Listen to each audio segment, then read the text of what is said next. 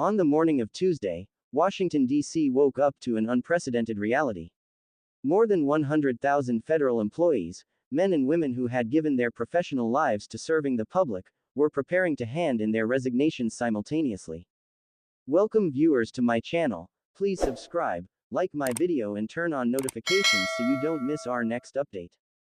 The corridors of federal agencies buzzed not with the usual chatter of bureaucrats, but with whispers of farewell, confusion, and resignation, both literal and emotional.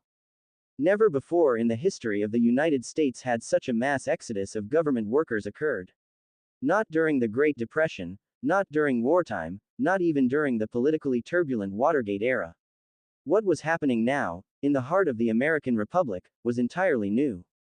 This was not an isolated incident. It was the climax of months, some say years, of pressure, intimidation, and systematic dismantling of the civil service.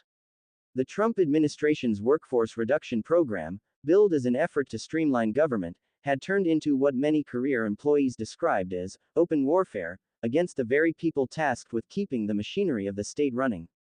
The program encouraged early retirements, discouraged recruitment, and threatened job reclassification that would strip long-standing protections for civil servants.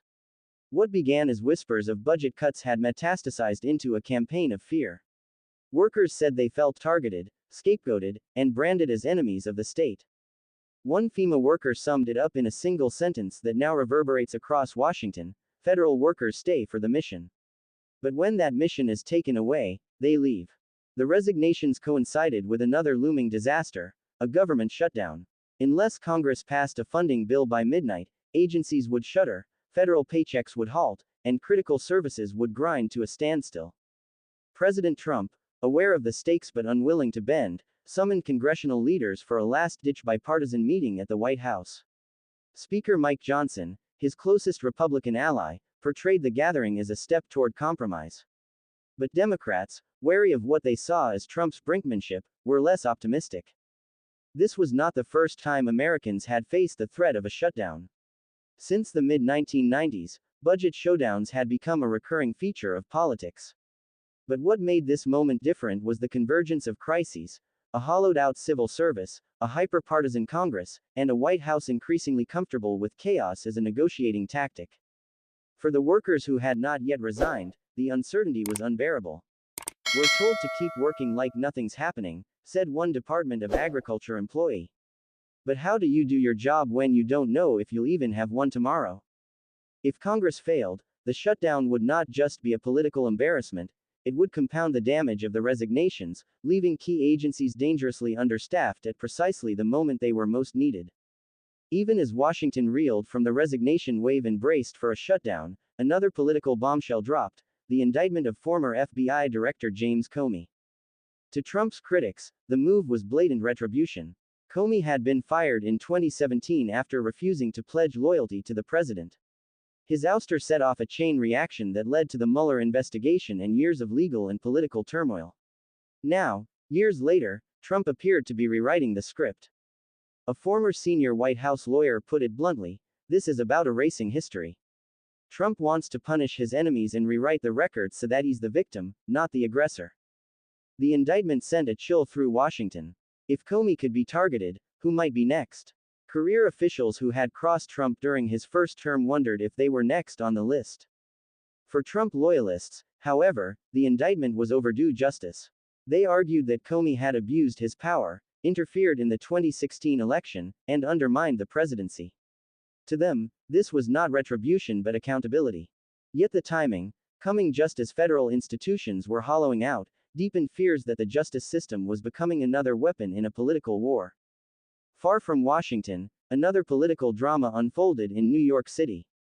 Mayor Eric Adams, once hailed as a rising Democratic star, announced he was abandoning his re-election bid. His fall from grace was swift and brutal. Indicted on federal corruption charges, Adams attempted to salvage his career by running as an independent. But his decision alienated allies and confused voters. Polls showed him sinking, his campaign flailing. Then came a stunning twist.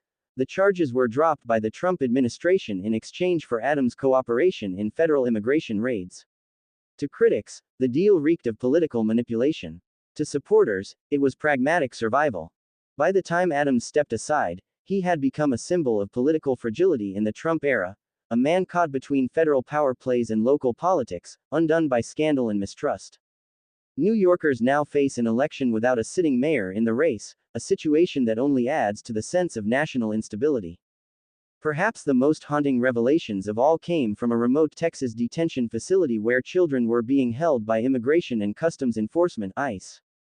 According to a court filing, children, including toddlers and infants, had been detained for weeks or even months. The details were horrifying: shortages of clean water, chronic sleep deprivation, and a lack of basic hygiene supplies.